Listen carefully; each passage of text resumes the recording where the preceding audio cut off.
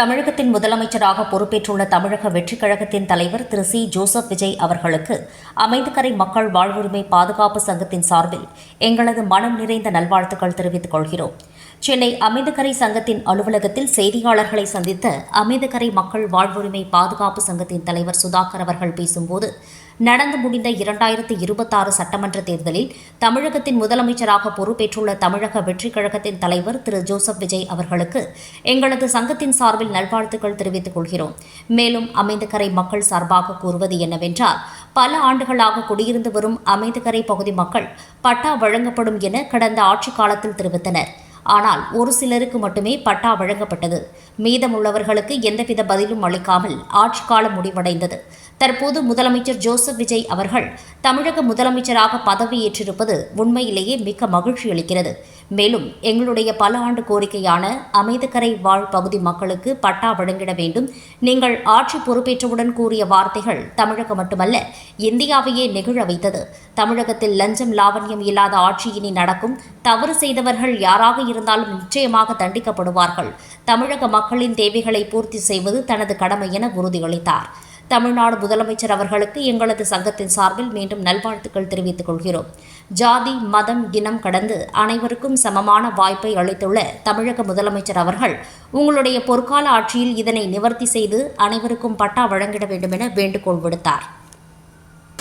அமைந்தகரை மக்கள் வாழ்வுரிமை பாதுகாப்பு சங்கத்தின் தலைவராகவும் உங்களில் ஒருவனாகவும் இந்த இணையதளத்தின் வாயிலாக சந்திப்பதில் மற்றற்ற மகிழ்ச்சி அடைகிறேன். அமைந்தகரை மக்கள் வாழ்வுரிமை பாதுகாப்பு சங்கம் என்பது கடந்த 5 ஆண்டு காலமாக எங்களுடைய பகுதி மக்களின் நலனுக்காக பாடுபட்டு கொண்டிருக்கிறது. பகுதி மக்களின் நலனுக்காக பாடுபட்டு கொண்டிருக்கிறது என்பதை இங்கே வலியுறுத்த காரணம், கடந்த 80 ஆண்டுகளாக 100 ஆண்டுகளாக இந்த பகுதியில் நாங்கள் வாழ்ந்து கொண்டிருக்கின்ற அரசாங்க நிலத்தில் பட்டா கிடைக்க வேண்டும் என்ற காரணத்திற்காக கடந்த 5 ஆண்டு காலம் இந்த மக்களுக்காக இந்த சங்கத்தை துவங்கி இதில் பட்டா பெறுவதற்குண்டான வழிவகைகளை நாங்கள் செய்து கொண்டிருக்கிறோம். அதன் வகையிலே இன்றைய தினம் பொறுப்பேற்றிருக்கும் நம்முடைய தமிழக வெற்றிக் கழகத்தின் தலைவர் திரு விஜய் அவர்கள் தன்னுடைய விடாத முயற்சியும் விடாத உழைப்பும் மக்களுக்கு பணியாற்ற வேண்டும் என்ற நல்ல நோக்கத்தோடு எதற்காக இந்த நாட்டிற்கு பாடுபட வேண்டும் என்ற நோக்கத்தோடு வந்தாரோ அந்த நிகழ்வு நடைபெற்றது. தமிழக முதலமைச்சராக பொறுப்பேற்றார். மக்களுக்காக இன்று பாடுபட்டு கொண்டிருக்கிறார். அந்த வகையிலே தமிழக முதலமைச்சர் என்கின்ற வகையிலே திரு சி ஜோசப் விஜய் அவர்களுக்கு எங்களுடைய அமைந்தகரை மக்கள் வாழ்வுரிமை பாதுகாப்பு சங்கத்தின் சார்பாக மனமார்ந்த நெஞ்சார்ந்த நன்றியை தெரிவித்துக் கொள்கிறோம். அவருடைய ஆட்சி மலரும் என்பதில் எந்தவித ஐயமும் இல்லை. அதுபோல அந்த ஆட்சி வந்தவுடன் தனக்குண்டான பாணியில் அவர் எப்படி வழி நடத்தப் போகிறார் என்று இந்த தமிழக மக்களெல்லாம் வியந்து பார்க்கின்ற பொழுது, ஒரு காமராஜருக்கு இணையாக தன்னை வழிநடத்தி கொள்ள வேண்டும் என்ற எண்ணத்தோடு வந்திருக்கிறார் என்றதை நாங்கள் பார்க்கிறோம். ஏன் என்று சொன்னால், அவரை உயர்வுபடுத்தி பேசினாலோ மிகைப்படுத்தி பேசினாலோ எங்களுடைய சங்கத்திற்கு ஏதாவது நன்மை ஏற்படும் என்ற வகையில் நாங்கள் பேசுகின்றோம் என்று நினைத்தாலும் தவறில்லை.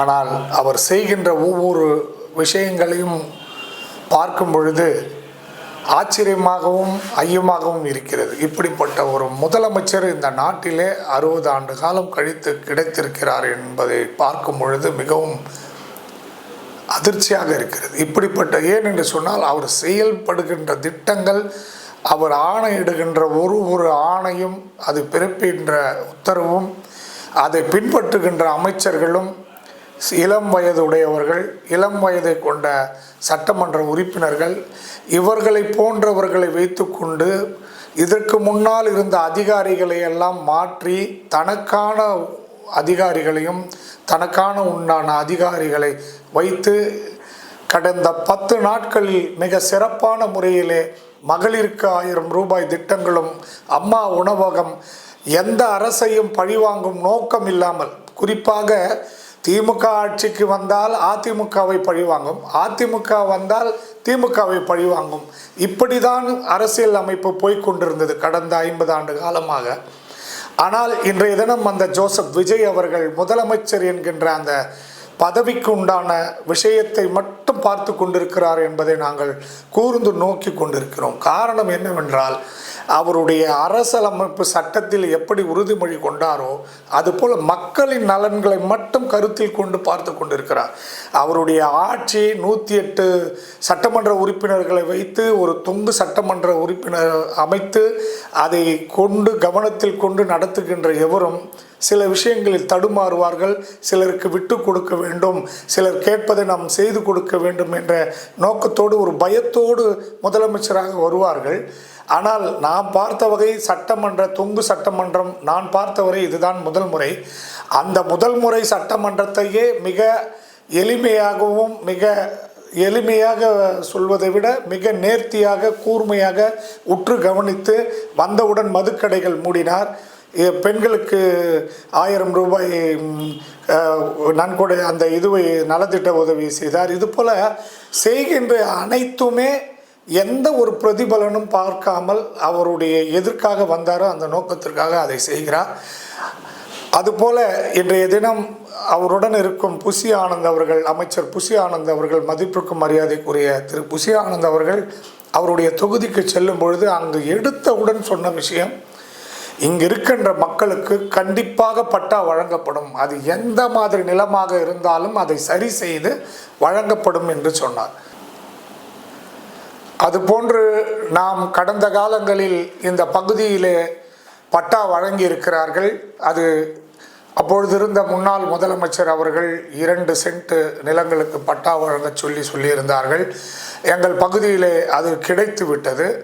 ஆனாலும் முழுதாக கிட்டத்தட்ட 500 வீடுகள் இருக்கின்ற இடத்திலே ஒரு 50 வீடுக்கு மட்டும் கொடுத்து விட்டு அமைச்சர் மீண்டும் கொடுக்கிறோம் என்று சொல்லிவிட்டு சென்று விட்டார்.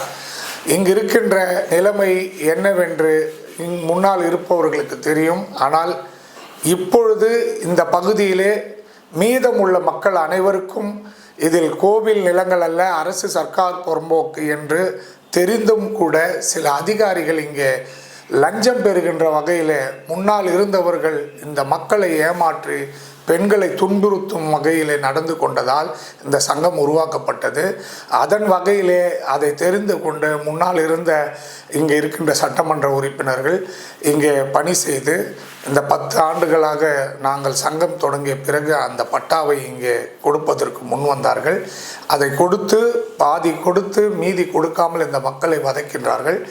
இப்பொழுது நீங்கள் வந்திருக்கிறீர்கள்.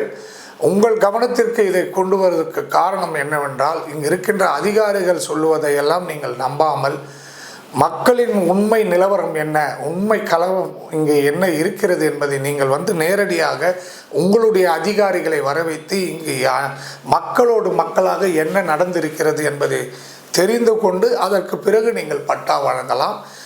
ஆகவே உங்களுடைய அரசு மிக மிக நேர்த்தியாகும். அதுதான் இந்த பேட்டியிலே நான் சொல்லியிருப்பது.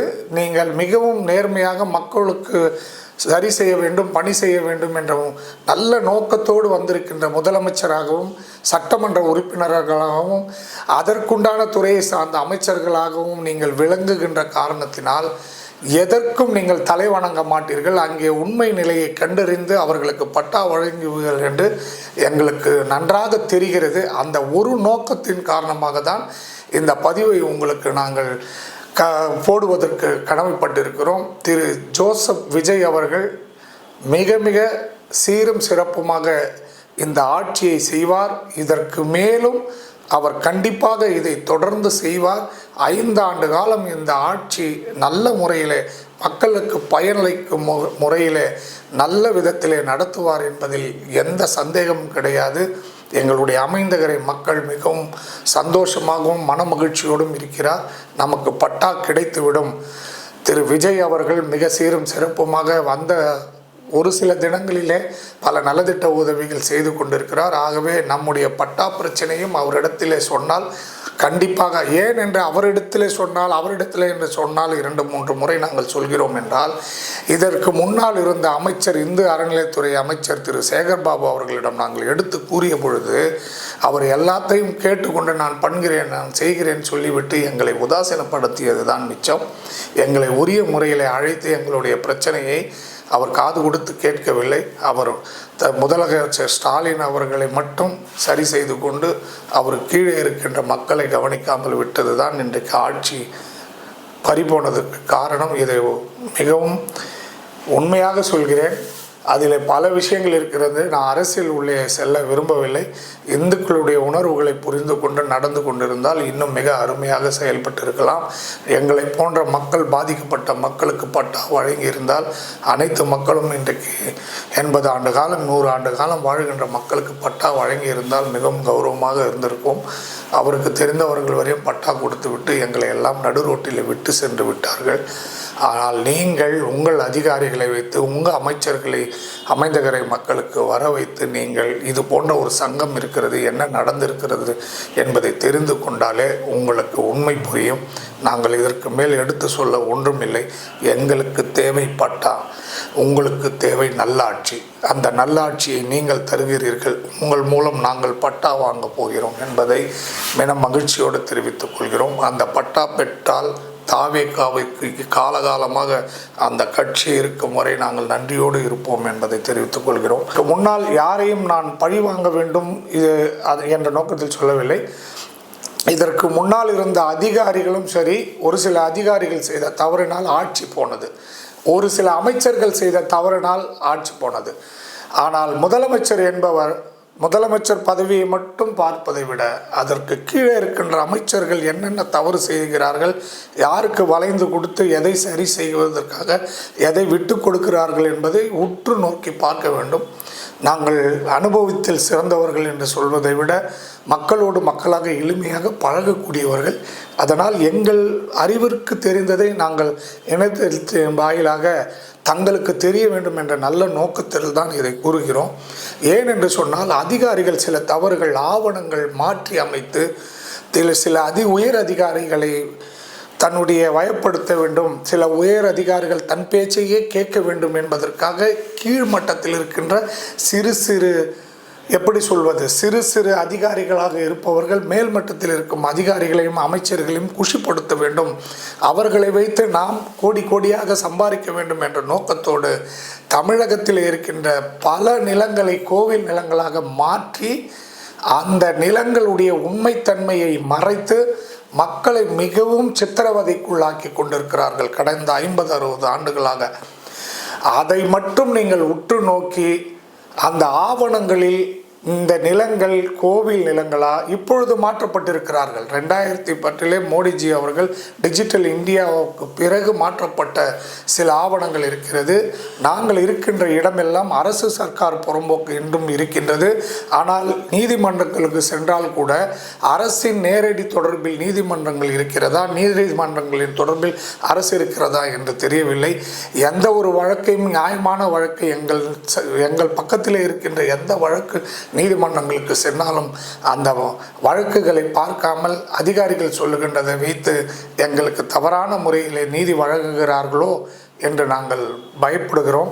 ஏனென்று சொன்னால், நீதிமன்றம் நியாயமான முறையிலே மக்களுக்கு உண்டான செயல்களை செய்கின்ற தீர்ப்புகளை வழங்குகின்ற நீதிமன்றம், அரசு கொடுக்கின்ற அரசாங்க பணியாளர்கள் கொடுக்கின்ற அந்த சில படிவங்களை வைத்து எங்களுக்கு தவறான தீர்ப்பு வழங்குகிறார்களோ என்று எங்களுக்கு தெரிகிறது. ஆகவே இந்த அரசு கூர்ந்து கவனித்து சட்ட ரீதியாக சட்டமன்றத்தில் தங்களுடைய பிரச்சனைகளை எடுத்துரைக்கின்ற வகையில் சட்டமன்றத்தில் இந்த கோவில் நிலங்கள் அல்லாது இருக்கின்ற நிலங்களை மீட்டு தந்து அவர்களுக்கெல்லாம் பட்டா வழங்க வேண்டும் என்று இதன் மூலம் மீண்டும் இப்பொழுது வந்திருக்கின்றது இந்த ஜோசப் விஜய் அவர்கள் முதலமைச்சர் அவர்களுக்கு எங்களுடைய கோரிக்கையை வலியுறுத்தி இருக்கிறோம். எங்களுடைய கோரிக்கையை உங்களிடம் தெரிவித்திருக்கிறோம். ஆகவே இதை கூர்ந்து கவனித்து தமிழகம் முழுக்க இருக்கின்ற இந்த பிரச்சனைகளை கூர்ந்து கவனித்து இந்த அமைந்தகரை மக்களின் சார்பாக உங்களுக்கு நெஞ்சார்ந்த நன்றியும், எங்களுடைய கோரிக்கைகளை